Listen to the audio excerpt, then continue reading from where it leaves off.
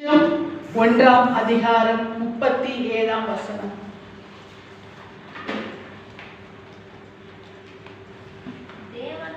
தேவனாலே கூடாத காரியம் ஒன்றுமில்லை என்றார். ஆமென்.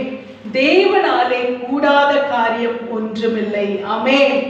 இன்றைக்கு கர்த்தர் நமக்கு கொடுக்கிற வாக்குத்தத்தம், தேவனாலே கூடாத காரியம் ஒன்றுமில்லை. இது ஆங்கிலத்திலே வாசிங்க.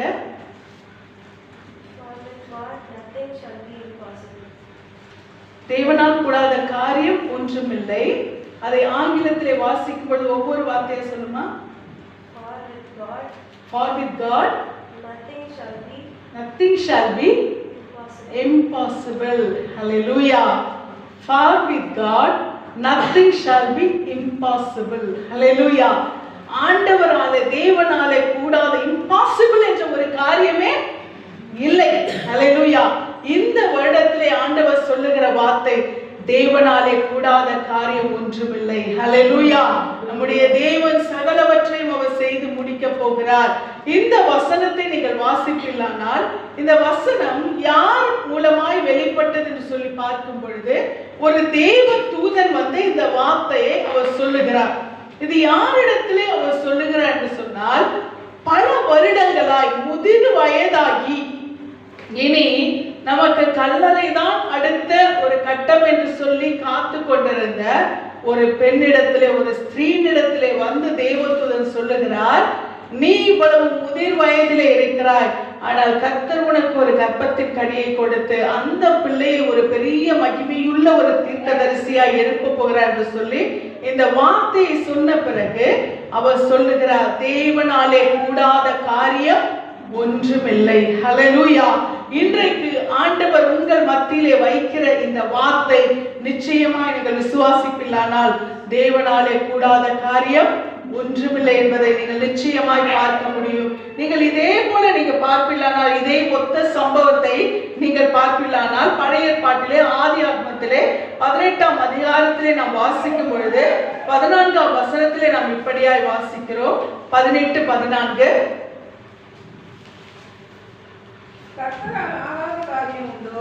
உற்பவாதத்திட்டத்தில் உன்னிடத்திற்கு திரும்ப வருவேன், அப்பொழுது சாராளுக்கு ஒரு குமாரன் இருப்பான் என்றார்.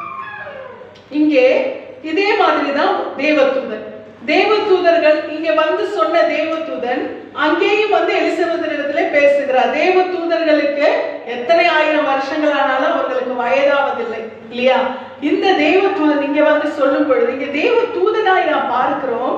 இங்கே அவர் என்ன சொல்லுகிறார் என்று சொன்னால், நாம் பார்க்கிறோம் அவர் சொல்லுகிற வார்த்தையை 18ஆம் அதிகாரத்திலே நாம் வாசிக்கும் பொழுது அவர் சொல்லுகிறார், தேவனால் கூடாத கர்த்தரால் கூடாத காரியம் ஒன்றுமில்லை என்று சொல்லி அவர் சொல்லுகிறார். அப்படியாய் அவர் சொல்லும் பொழுது இங்கே நாம் அந்த வசனத்திலே வாசிக்கிறோம், கர்த்தரால் ஆகாத காரியம் உண்டோ? உற்பவ கால திட்டத்தில் உன்னிடத்திற்கு திரும்ப வருவேன், அப்பொழுது ஒரு குமாரன், சாராளுக்கு ஒரு குமாரன் இருப்பான் என்றார். அங்கே தேவதூதன் வந்து சொன்னார், இங்கே கர்த்தருடைய தூதனானவரே வந்து சொல்லுகிறார். கர்த்தருடைய தூதனானவர் என்று சொல்லும் பொழுது ஆண்டவராகிய இயேசு கிறிஸ்துவை இங்கே வெளிப்படுத்துகிறதா இருக்கிறது.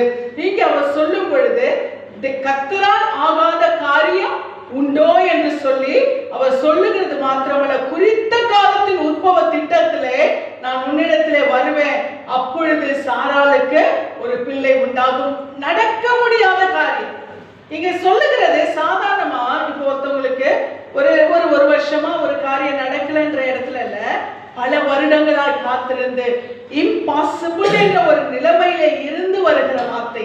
ஹல்லேலூயா. இன்றைக்கு நம்முடைய வாழ்க்கையில கூட எத்தனை இம்பாசிபிள் என்ற ஒரு சூழ்நிலையில் நாம் உட்கார்ந்திருக்கிறோம் என்பதை கர்த்தர் பார்த்து கொண்டிருக்கிறார். இனி இது நடக்காது, இனி இதற்கு வாய்ப்பில்லை, இதற்கு மேல நான் காத்திருந்தா இதற்கு எனக்கு பதில் கிடைக்காது என்ற ஒரு நிலைமையிலே நீங்கள் இருப்பீர்களானால், இன்றைக்கு கர்த்தர் சொல்லுகிறார், ஹல்லேலூயா, அவரால் கூடாத காரியம் ஒன்றுமில்லை. எல்லாமே முடிகிற இடத்துல கர்த்தர் வந்து சொன்னா அதுக்கப்புறம் அவருக்கு அவசியமே நமக்கு கிடையாது இல்லையா? எல்லாமே நம்மளால முடியும், நம்மளால ஒரு ஒரு காரியத்தை செய்ய முடியும், ஒரு செயலை செயல்படுத்த முடியும். அந்த இடத்துல வந்து ஆண்டவர் சொல்றாரு, என்னென்ன என்னால கூடாத காரியம் ஒன்றுண்டோ? நான் நம்ம சொல்லுவோம், இதை நானே முடிச்சுக்குவேன் ஆண்டவரே, ஆமா தானே, இதுக்கு எனக்கு திராணி இருக்கு, அப்ப நான் இதை செஞ்சிருவேன். அப்ப அங்க வந்து ஆண்டவர் வந்து என்னால செய்யக்கூடாத காரியம் உண்டோன்னு சொன்னா நமக்கு அதுக்கு அவசியம் இல்லை. ஆனால் ஆண்டவர் சொல்லுகிற வார்த்தை எங்க தெரியுமா? எங்கே முடியாது, எங்கே நடக்காது, எங்கே கூடாது, எங்கே இவ்வளவுதான், இனி வாய்ப்பே இல்லை அப்படின்ற ஒரு சூழ்நிலை இருக்குமானால் அந்த இடத்திலே கர்த்தர் சொல்லுகிறார், தேவனால் கூடாத காரியம் ஒன்றுமில்லை என்று சொல்லி. நீங்கள் யோபு 42 அதிகாரத்திலே 2 வசனத்தை எடுத்து வாசிப்பீர்களானால், யோபு 42:2 யோபு இப்படியாய் சொல்லுகிறார்,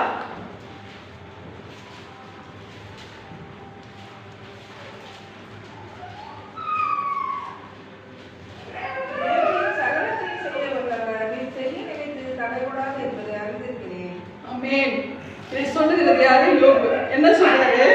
தேவரீ சகலத்தையும் செய்ய வல்லவர், நீ செய்ய நினைத்தது தடைபடாது என்பதை அறிந்திருக்கிறேன்.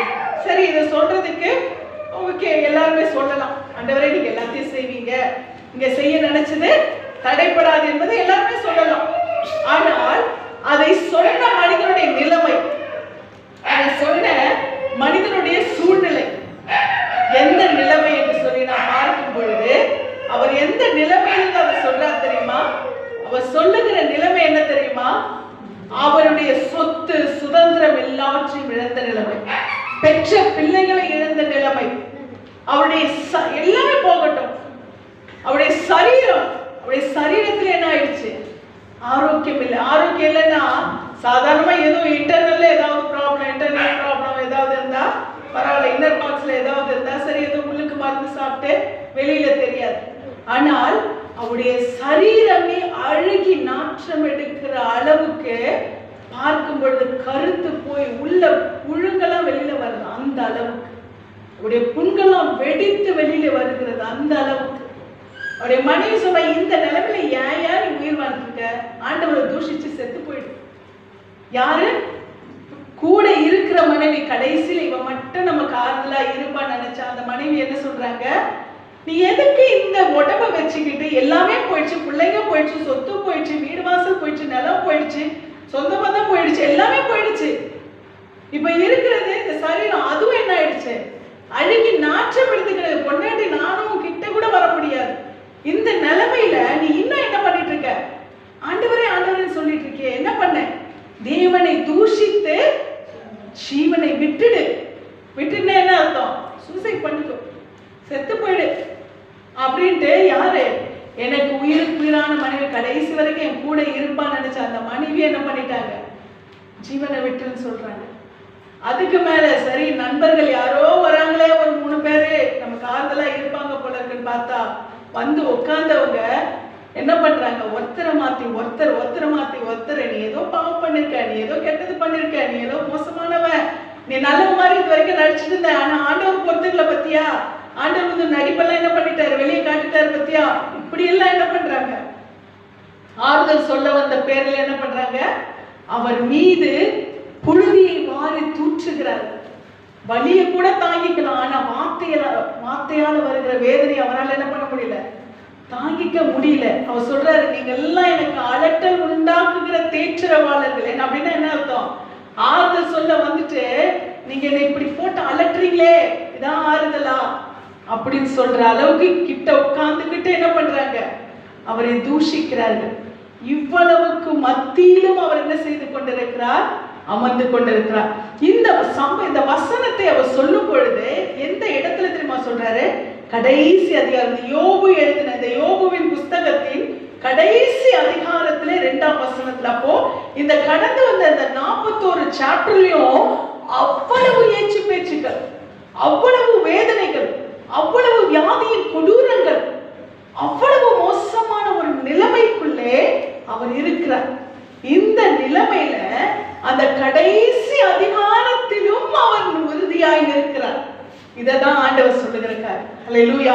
அந்த கடைசி அதிகாரத்துல அந்த நிலைமையில அவர் சொல்ற வார்த்தை, தேவரே சகலத்தையும் செய்ய வல்லவர், நீ செய்ய நினைத்தது தடைபடாது என்பதை அறிந்திருக்கிறேன். யார் சொல்ல முடியும்? ஹல்லேலூயா. இவ்வளவு கஷ்டத்தையும் இவ்வளவு வேதனைகளை கடைசி இனி அந்த சரீரத்தை ஒட்டி இருக்கிறது ஒரே ஒரு துளி, அந்த மூச்சு தான். அந்த மூச்சு மட்டும் போச்சுன்னா அதுக்கு மேல அந்த மனுஷனுக்கு வேல்யூவே கிடையாது, அவ்வளவுதான், அது பிணம். அந்த ஒரு கடைசி நொடியில் அவர் சொல்ற வார்த்தை என்ன தெரியுமா? தேவரே நீ சகலத்தையும் செய்ய வல்லவர், நீ செய்ய நினைத்தது ஒன்றும் தடைபடாது என்பதை அறிந்திருக்கிறேன். ஹல்லேலூயா. ஆண்டவரே நான் எல்லாத்தையும் இழந்துட்டேன், எல்லா நெருக்கடியும், நிந்த அவமானம், சரீர பலவீனம், போராட்டம், பிரச்சனை, பாரம் எல்லாத்தையும் சந்திச்சுட்டேன். ஆனாலும் நீ சகலத்தையும் செய்ய வல்லவர். சொல்ல போனா கடந்த வருடத்திலே நாங்கள் துவக்கத்திலிருந்து எல்லாம் சந்தித்துக் கொண்டிருந்தோம். பலவீனங்கள், போராட்டங்கள், அவமதிப்புகள், நிந்தைகள், துரோகங்கள், பழிச்சொற்கள், குறைவுகள் எல்லாமே எந்தெந்த டைப்ல வரும்னு ஒவ்வொரு நாளும் எதிர்பார்க்கலாம்.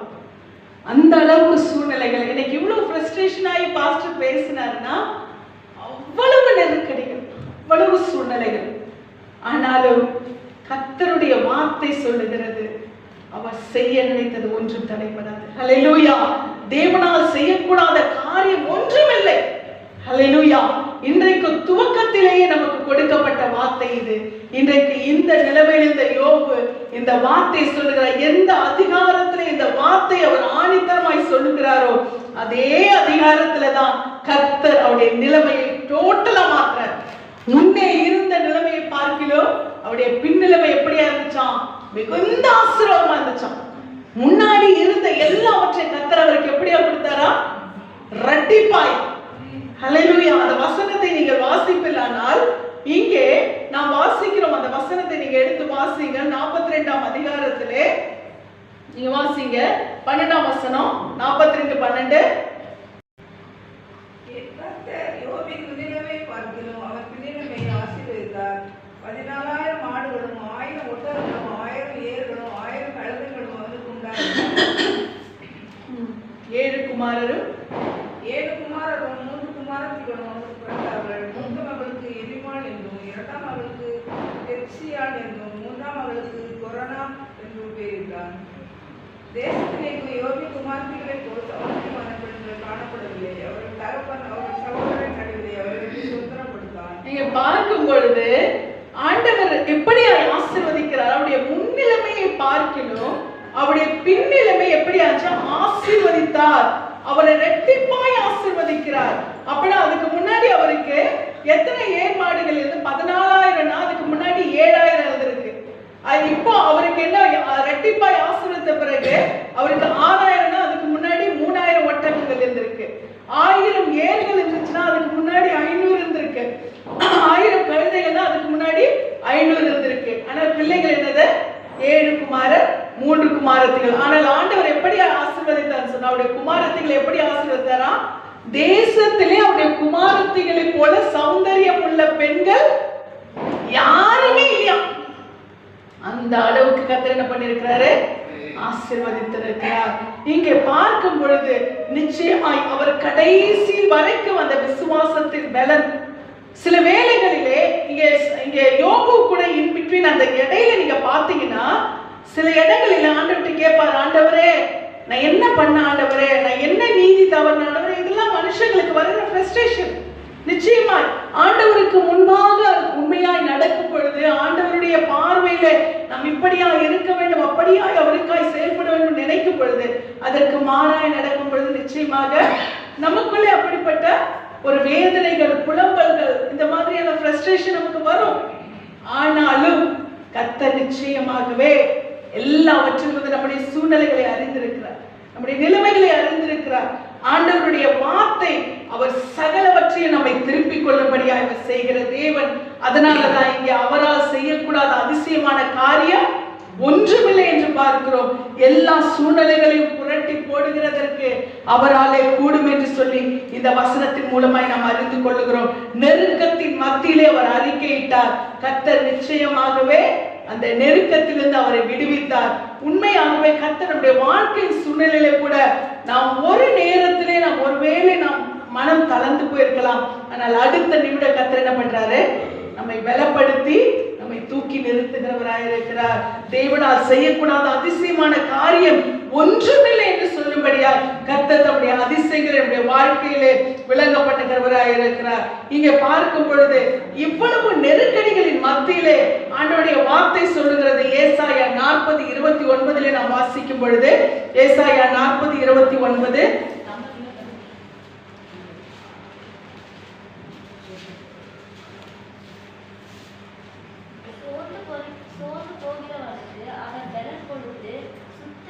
சத்துவம் இல்லாதவன். இல்லாதவனுக்கு சத்துவத்தை பெருக பண்ணுகிறார்.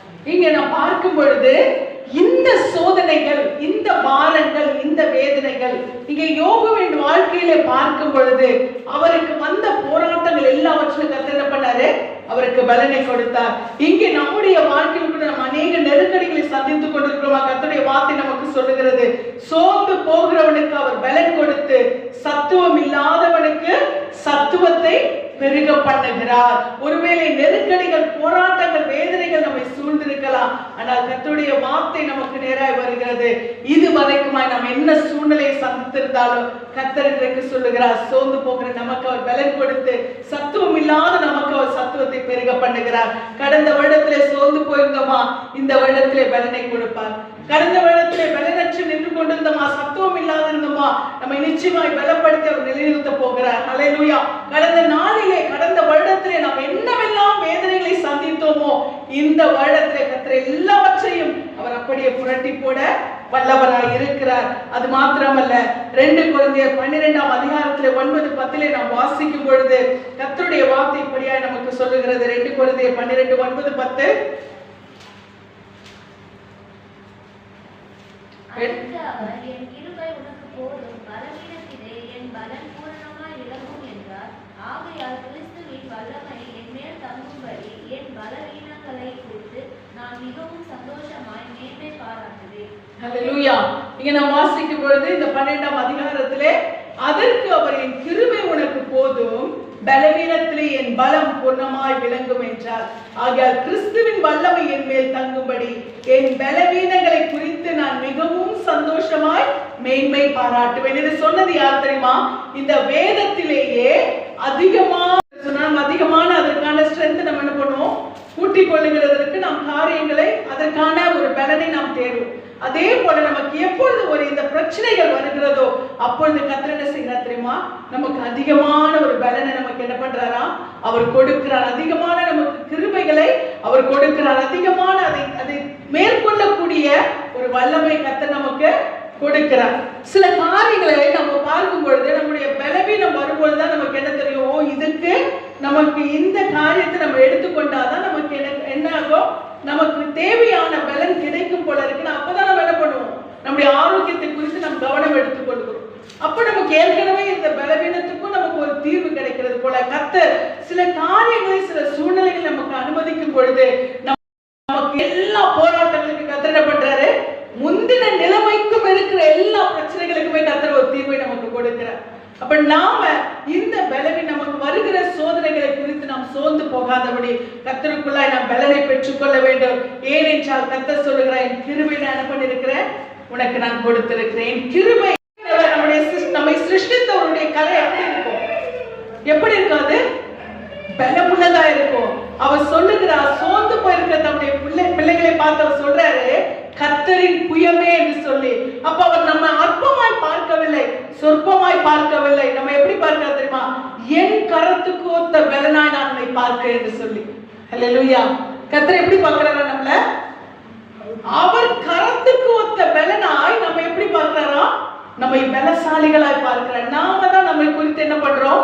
அண்டர் எஸ்டிமேட் பண்றோம். என்னுடைய பலன் இவ்வளவுதான், என்னுடைய சூழ்நிலை இவ்வளவுதான், என்னால முடியாது, என்னால எதுவும் செய்ய முடியாது, எனக்கு யாரும் பக்கபலம் இல்லை. நானும் ஆண்டவர் சொல்றாரு, நீ எவ்வளவு பலவீனமா இருக்கிறாயோ, ஆனால் உன்னை நான் எப்படி பார்க்கல? பலவீனம் உள்ளவர்களாய் பார்க்கவில்லை. நான் எப்படி பார்க்கிறேன் தெரியுமா? உங்களை என்னுடைய கரமாய் உங்களை பார்க்கிறேன். ஹல்லேலூயா. என்னுடைய புயமாய் உங்களை பார்க்கிறேன். உங்களுக்கு நான் அவ்வளவு பலனை நான் கொடுக்கிற தேவனா இருக்கிறேன்னு சொல்லி கர்த்தர் சொல்லுகிறார். அது மாத்திரமல்ல, இந்த வசனத்தை நீங்க வாசிக்கும் பொழுது, முந்தின நாட்களிலும் பூர்வ தலைமுறைகளிலும் எழுப்பினபடி எழும்பு. ஒருவேளை நமக்கு ஆரம்ப கட்டங்களிலே ஒரு பலன் இருந்திருக்கும், ஒரு நம்பிக்கை இருந்திருக்கும். ஆனால் நாம் சூழ்நிலைகளை, ஒரு பிரச்சனைகளை நாம் சந்திக்க நம்ம என்ன ஆயிடுறோம்? அந்த நம்பிக்கையை இழந்து போயிடும், அந்த பலனை இழந்து போயிடும். ஆனா கர்த்தர் சொல்றாரு, நீ ஸ்டார்டிங்ல எப்படி இருந்தியோ, முந்தின நாள்ல எப்படி இருந்தியோ அந்த மாதிரி எழும்பு. ஹல்லேலூயா. பலவீனத்தை பார்க்காத, சூழ்நிலையை பார்க்காத, நெருக்கடியை பார்க்காத, போராட்டத்தை பார்க்காத, நீ என்னுடைய புயம், நீ என்னுடைய கரம். அப்ப என்னுடைய கரத்துக்கு எவ்வளவு வல்லமை இருக்கிறதோ அந்த அளவுக்கு நான் உங்களை பலப்படுத்துவேன். அல்லேலூயா. அப்ப நாம எந்த சூழ்நிலை பார்த்து நாம் சோர்ந்து போகாதபடி, நாம் எந்த நிலைமையில, சில வேலைகளை நாம் ஆரம்பிக்கும் போது எப்படி இருக்கும் தெரியுமா? எல்லா வேலையிலுமே நீங்க ஒரு வேலையை நீங்க தொடங்குனீங்கன்னா பாருங்களேன், ஸ்டார்டிங்ல எப்படி இருக்கும்? நல்லா ஸ்பீடா இருக்கும் இல்லையா? நல்லா ஃபாஸ்டா என்ன பண்ணுவோம், செய்வோம். ஆனா கொஞ்சம் டைம் ஆக என்ன ஆகும்? டயர்ட் ஆயிடும் இல்லையா? எல்லாமே, ஒரு வாஷிங்கா இருந்தாலும் சரி, ஒரு பாத்திரம் தைக்கிறது, ஒரு வீட்டு வேலையா இருந்தாலும் சரி, ஏதாவது ஒரு அலுவலா இருந்தாலும் சரி, ஏதாவது படிக்கிற விஷயமா இருந்தாலும் சரி, எல்லாவற்றிலுமே தூக்கம் எப்படி இருக்கும் தெரியுமா? ரொம்ப ஃபாஸ்டா தொடங்கும். அதுக்கப்புறம் என்ன ஆகும்? ஒரு சோர்வு வந்துடும். அதனால ஆண்டவர் சொல்றாரு, எந்த சோர்வுகளை நாம் சந்திக்கும் பொழுது நம்ம என்ன பண்ணணுமா? கர்த்தருடைய பலனை பெற்றுக்கொள்ள வேண்டும். சோர்வுகள் நமக்கு தானவல்ல, சில சூழ்நிலைகள் நம்ம என்ன பண்ணுது? சோர்வுக்குள்ளாக்குகிறது. ஆனால் நம்ம எல்லாவற்றையும் தகர்த்து உடைத்து நம்ம என்ன பண்ணணுமா? தேவனுடைய பலத்திலே நிற்கணும். முந்தின நாட்களிலே எப்படி பலனோடு இருந்தையோ, ஒருவேளை நம்முடைய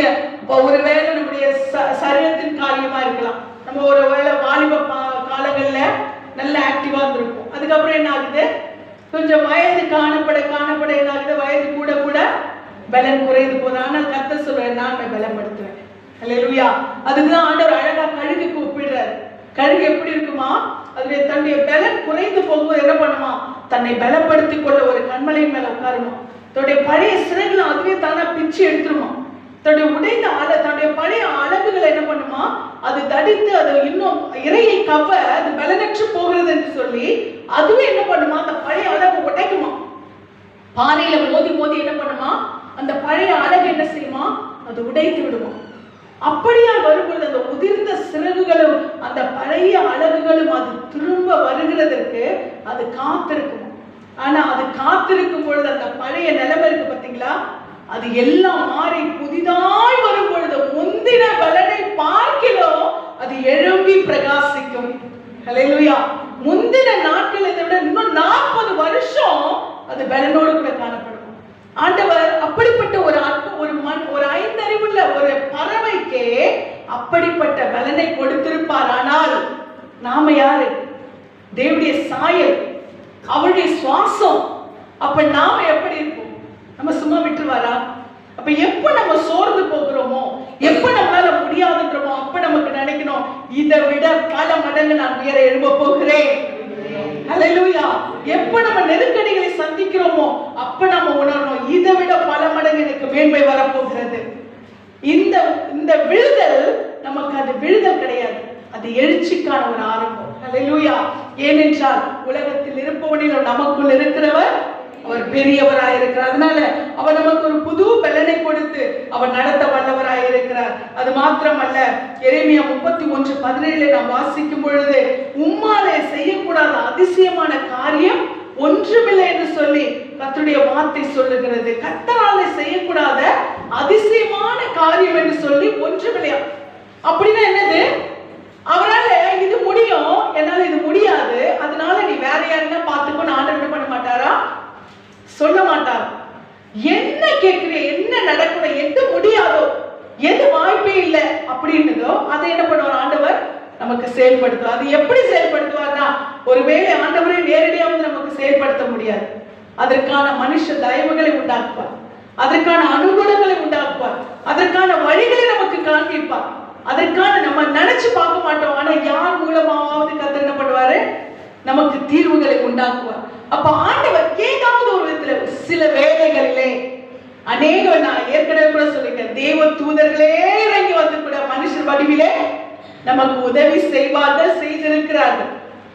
அப்படிப்பட்ட ஒரு நிலைமையில கர்த்தர் நம்மை நடத்த அவர் வல்லவராக இருந்தார். அவரால் செய்யக்கூடாத அதிசயமான காரியம் என்று ஒன்றுமில்லை என்று சொல்லி நாம் பார்க்கிறோம். அது மாத்திரமல்ல, எரேமியா 31 அதே அதிகாரத்தில் 27ஆம் வசனத்தை நீங்க வாசிங்க. அதே அதிகாரம் 27ஆம் வசனம்.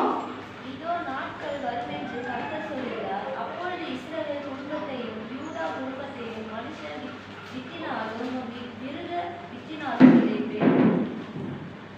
இங்க ஆண்டவர் சொல்ற கர்த்தர் சொல்கிறது என்னவென்றால், மேலே இங்க எரேமியா 31:27 இதோ நாட்கள் வரும் என்று கர்த்தர் சொல்கிறார், அப்பொழுது இஸ்ரவேல் குடும்பத்தையும் யூதா குடும்பத்தையும் மனுஷன் வித்தினாலும் மிருக வித்தினாலும் விதைப்பேன். ஆண்டவருடைய வார்த்தை சொல்லுகிறது நாட்கள் வரும் என்று கர்த்தர் சொல்லுகிறார். இங்கே நாம் பார்க்கும் பொழுது ஆண்டவர் தம்முடைய ஜனங்கள் என்ன பண்ணுவாராம், அவர் மகிமையாய் அவர் நடத்த அவர் வல்லவராய் இருக்கிறார். இந்த வசனத்திலே நாம் வாசிக்கிறோம். மத்தேயு 19ஆம் அதிகாரம் 26ஆம் வசனத்தை எடுத்து வாசிங்கள்.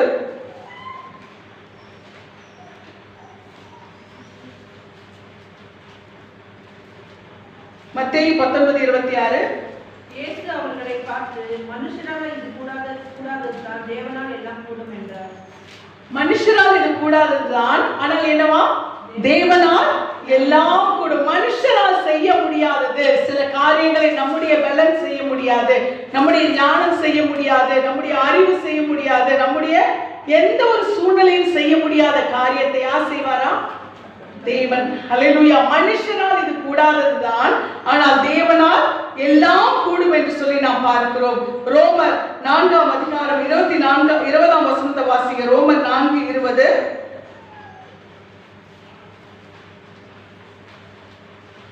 ரோமர் 4:20. தேவனுடைய வாக்குத்தத்தத்தை குறித்து அவர் அவிசுவாசமாய் சந்தேகப்படாமல் தேவன் வாக்குத்தத்தம் பண்ணினதை நிறைவேற்ற வல்லவராய் இருக்கிறார் என்று முழு நிச்சயமாய் நம்பி தேவனை மகிமைப்படுத்தி விசுவாசத்தில் வல்லவனானான். தொடர்ந்து வாசிமா. ஆகையால் அது அவனுக்கு நீதியாக எண்ணப்பட்டது. அது அவனுக்கு நீதியாக எண்ணப்பட்டது என்பது அவனுக்காக மாத்திரமல்ல, நமக்காகவும் எழுதப்பட்டிருக்கிறது. நம்முடைய கர்த்தராகிய இயேசு சுவை மருத்துவரிலிருந்து எழுப்பினவரை விசுவாசிக்கிற நமக்கு அப்படியே எண்ணப்படும். அவர் நம்முடைய பாவங்களுக்காக ஒப்பு கொடுக்கப்பட்டும் நாம் நீதிமான்களாக்கப்படுவதற்காக எழுப்பப்பட்டும் இருக்கிறார். நீங்க வாசிக்கும் பொழுது தேவனுடைய வாக்குத்தத்தத்தை குறித்து அவன் அவிசுவாசமாய் சந்தேகப்படாமல் தேவன் வாக்குத்தத்தம் பண்ணினதை நிறைவேற்ற வல்லவராய் இருக்கிறார் என்று முழு நிச்சயமாய் நம்பி தேவனை மகிமைப்படுத்தி விசுவாசத்தில் வல்லவனானான். யாரு தெரியுமா? யாரு? ஆபிரகாம். இங்க பார்க்கும் பொழுது இதே ஆபிரகாம் கூட அவருடைய வார்த்தை நம்ம பார்க்கும் பொழுது பூமியில வம்சங்கள் எல்லாம் உனக்குள் ஆசீர்வதிக்கப்படும் சொன்னாரு. ஆனால் அவருக்கு என்ன கிடையாது? வம்சம் கிடையாது, அவருக்கே பிள்ளைங்க கிடையாது. இதே ஆபிரகாம் சொல்லிக்கலாம், எனக்கே ஆண்டவரே பிள்ளைங்க இல்ல, ஆனா எனக்குள்ள எல்லாருடைய வம்சம் ஆசீர்வதிக்கப்படும் சொல்றீங்களே, எப்படி ஆண்டவரே? இந்த வார்த்தையை அவர் சொல்லவே இல்லை. அவர் என்ன பண்றாரு தெரியுமா? அந்த வார்த்தையை நெகட்டிவான ஒரு சூழ்நிலையில அவர் பாசிட்டிவா விசுவாசிக்கிறார். முடியாது என்ற நிலைமையில் அவர் என்ன பண்றாரா? அதை விசுவாசிக்கிறார். அதனாலதான் தேவனுடைய வாக்குத்தத்தத்தை குறித்து அவர் என்ன பண்ணலையா? அவிசுவாசமாய் சந்தேகப்படாமல். அந்த வாக்குத்தத்தத்தை குறித்து அவர் என்ன பண்ணலையா? அவிசுவாசமா சந்தேகப்படல. ஏன்னா அவர் சந்தேகப்படுறதுக்கான சூழ்நிலைகள் இருக்கிறது, சந்தேகப்படுகிறதுக்கான நிலைமையில தான் அவர் இருக்கிறார். ஏன்னா அவருக்கு வயது 100, 99 வயது. 99 வயதான ஒரு மனுஷனை உனக்கு வந்து சந்ததியை பெருகப்பட்டு சொன்னா அவர் கிட்டத்தட்ட அதுக்காகவே 25 வருஷமா காத்திருந்தவர். ஆனால் அவருக்கு சொல்லப்பட்ட காலகட்டம் பாசிபிள் இல்லாத ஒரு காலகட்டம், இம்பாசிபிள். அப்படிப்பட்ட சூழ்நிலையில கர்த்தர் வந்து என்ன பண்றாரு? சொல்றாரு, ஏற்கனவே 25 வருஷம் காத்திருந்துட்டார். அவர்கிட்ட வந்து திரும்ப வந்து நடக்கும் சொன்னா எப்படி இருக்கும்? ஆண்டவரே நீங்க செய்யாம கூட போங்க, ஆனா என்ன பண்ணிட்டு இருக்கீங்க? செய்யாதது நடக்கும் சொல்லி என்னையே வெறுப்பேத்துறீங்க சொல்லிருக்கலாம்ல. ஆனால் அந்த சூழ்நிலை அவர் என்ன பண்ண தெரியுமா? அவர் அதை அவிசுவாசமாய் எண்ணவில்லை, அவர் அதை விசுவாசித்தார். இங்க பார்க்கும் பொழுது வாக்குத்தத்தத்தை குறித்து அவன் அவிசுவாசமாய் சந்தேகப்படாமல் தேவன் வாக்குத்தத்தம் பண்ணினதை நிறைவேற்ற வல்லவராய் இருக்கிறார் என்று முழு நிச்சயமாய் நம்பி தேவனை மகிமைப்படுத்தி விசுவாசத்தில் வல்லவனானான். முடியாத சூழ்நிலையிலே அவர் என்ன பண்றாரு? கர்த்தர் என்ன செய்கிறார்? மகிமைப்படுத்துகிறார். நமக்கு ஒரு காரியம் நடக்கலன்னு சொன்னா நாம அந்த நேரத்துல கர்த்தரை மகிமைப்படுத்துவோமா? யாராவது செய்வோமா?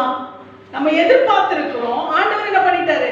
நமக்கு பெருசா ஒரு வாக்குத்தத்தத்தை கொடுத்துட்டாரு, இது நடக்கும், உனக்கு நான் செய்வேன். ஆனா ஒண்ணுமே என்ன பண்ணல, ஒரு துளி கூட காரியம் நடக்கல.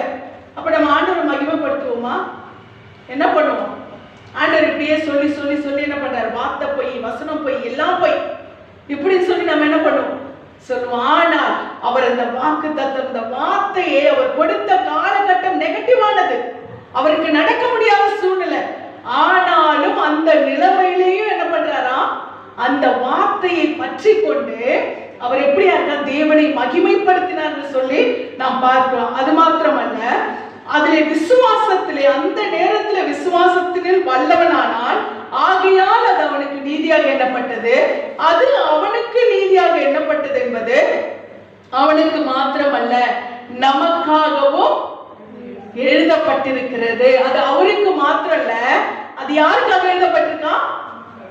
நமக்காக. இப்படிப்பட்ட ஒரு ஆபிரகாம் இந்த மாதிரி சூழ்நிலையில அவர் எப்படி இருந்தாரு? விசுவாசத்தில் நம்பிக்கையா இருந்தாரு. அந்த நம்பிக்கையின்படியாய் கர்த்தர் அந்த வாக்குத்தத்தத்தை அவருக்கு நிறைவேற்றினார். அதனால் அவர் என்ன செய்திருக்கிறார்? ஆசீர்வதிக்கப்பட்டிருக்கிறார். பின்வருகிற சந்ததியே, நீங்கள் என்ன பண்ணுங்க, உங்களுக்கு முடியாத சூழ்நிலை இருந்தாலும் நீங்க என்ன பண்ணாதீங்க, உங்க நம்பிக்கையை இழந்துடாதீங்க. ஏனென்றால் வாக்கு பண்ணினவர் வாக்கு மாறாதவர், அவர் வார்த்தையில் உண்மை உள்ளவர். அவர் செய்ய நினைத்தது ஒன்றும் தடைபடாது, நிச்சயமாய் சாட்சியாய் நிறுத்துவார். அவர் செய்ய நினைத்தது ஒன்று என்னப்படாது, தடைபடாது. ஏனென்றால் அவர் சகலத்தையும் செய்ய வல்லவராயிருக்கிறார். அவர் சகலத்தையும் செய்து முடிக்க வல்லவராயிருக்கிறார். தேவனாலே செய்யக்கூடாத காரியம் என்று ஒன்றுமில்லை என்று சொல்லி நாம் பார்க்கிறோம். அது மாத்திரமல்ல, நம்முடைய கர்த்தராகிய இயேசுவை மரித்தோரிலிருந்து எழுப்பினவரை விசுவாசிக்கிற நமக்கு அப்படியே எண்ணப்படும். அப்படின்னா என்ன அர்த்தம்? ஆபிரகாமுக்கு என்ன சொன்னாரோ, ஆபிரகாம் எவ்வளவாய் ஆசீர்வாதங்களை பெற்றுக் கொண்டாரோ, அதே போல இயேசு கிறிஸ்துவை விசுவாசிக்கிற நமக்கும் அப்படியே ஆகும். ஆமென். எத்தனை பேர் இயேசு கிறிஸ்துவை நம்புறீங்க? ஆமென். அவரை நம்புகிறவர்களுக்கு ஒரு நன்மை குறைபடாது. அவரை நம்பி யாரும் கெடவே முடியாது. கொஞ்சம் தாமதமாகலாம், கொஞ்சம் சோதனைகள் வரலாம், ஆனா நம்பி நிச்சயமா கெட்டு போக மாட்டோம். ஹல்லேலூயா. கர்த்தர் நிச்சயமாய் பெரிய காரியங்களை அவர் செய்ய வல்லவராய் இருக்கிறார். அதனாலே தேவனுடைய பிள்ளைகளை, இன்றைக்கு கர்த்தருடைய கரம் நம் மீது இருக்கிறது. நான் இந்த நாட்டிலும் கூட இதை கூட ஆண்டவர் என்னோடு கூட பேசினார். இந்த வாக்குத்தத்தத்தை நான் எடுக்கும் பொழுது அந்த காலகட்டத்தில் இந்த வசனம் பாஸ்டர் ஆராதனை சொன்னது போல அந்த 66ஆம் அதிகாரத்துல சங்கீதத்துல 12ஆம் வசனத்திலே நாம் வாசிக்கிறோம், மனுஷரை எங்கள் தலையின் மேல் ஏறி போக பண்ணினி, தீயையும் தண்ணீரையும் கடந்து வந்தோம், செழிப்பான இடத்தில் எங்களை கொண்டு வந்து விட்டீர். ஹல்லேலூயா. ஒருவேளை நாம் கடந்து வந்த பாதையிலே மனுஷன் நம்முடைய தலையின் மேல் ஏறி போயிட்டு இருப்பாங்க.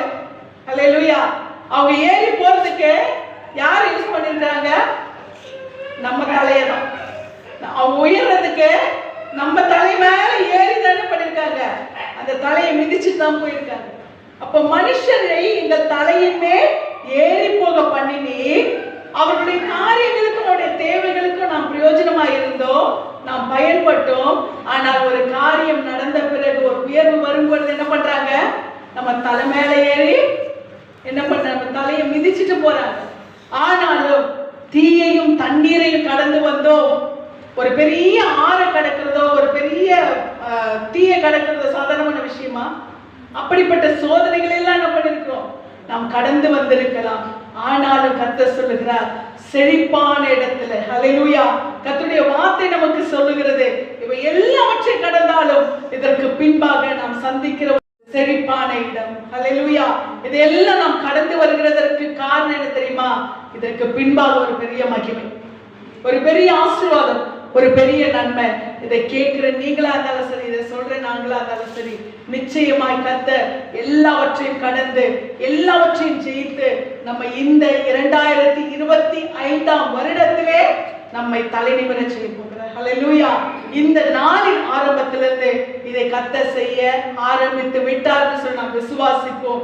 ஏனென்றால் தேவனாலே கூடாத காரியம் ஒன்றுமில்லை. இன்றைக்கு எந்த காரியத்தை நீங்க தேவனுக்கு முன்பாக வச்சிருக்கீங்களோ, கர்த்தரை முன்னாடி வச்சு எந்த காரியத்தை நீங்க செயல்படுத்த போறீங்களோ, இன்றைக்கு ஆண்டவருடைய வார்த்தை சொல்லுகிறது, தேவனாலே கூடாத காரியம் ஒன்றுமில்லை. இன்றைக்கு இந்த வாக்குத்தத்தத்தை நீங்கள் விசுவாசியுங்கள், நீங்கள் பற்றி கொள்ளுங்கள். நிச்சயமாய் ஒருவேளை கேட்கிற இந்த நாளிலே இது உங்களுக்கு சாதாரணமா தோன்றலாம், ஆனால் தேவனால் செய்யப்படுகிற காரியங்களை நீங்கள் ருசிக்க ருசிக்க ருசிக்க இந்த வார்த்தை உங்களுக்கு நிச்சயமா இது எவ்வளவு உண்மையானது என்பதை நீங்கள் விசுவாசிப்பீர்கள். நிச்சயமாக இன்றைக்கு ஆண்டவருடைய வார்த்தையின்படியால் தேவனாலே கூடாத காரியம் ஒன்றுமில்லை. எந்தெந்த காரியங்கள் உங்களுக்கு ஒரு இம்பாசிபிள் என்ற ஒரு சூழ்நிலையில் நீங்கள் அமர்ந்திருக்கிறீர்களோ கர்த்தர் இன்றைக்கு சொல்லுகிறார், தேவனாலே கூடாத காரியம் ஒன்றுமில்லை. இயேசு கிறிஸ்து சொல்லுகிறார், நம்மை உண்டாக்கின தேவன் எல்லாவற்றையும் நமக்கு செய்ய வல்லவராயிருக்கிறார் என்று சொல்லி இன்றைக்கு அந்த வார்த்தையை நாம் பற்றிக்கொள்வோம். தேவனாலே கூடாத காரியம் ஒன்றுமில்லை. இந்த வருடத்திலே நீங்கள் பெரிய காரியங்களை நாம் ஆராதனையிலே கேட்டது போல சின்ன காரியங்கள் அல்ல, பெரிய காரியங்களை எதிர்பாருங்கள். அல்லேலூயா. ஒரு சின்ன சின்ன காரியத்தை கர்த்தர்கிட்ட கேட்காதீங்க. கர்த்தர் நிச்சயமாய் பெரிய காரியங்களை செய்ய போகிறார். கர்த்தருடைய நாமத்துக்கு மகிமை உண்டாவதாக. ஆமென்.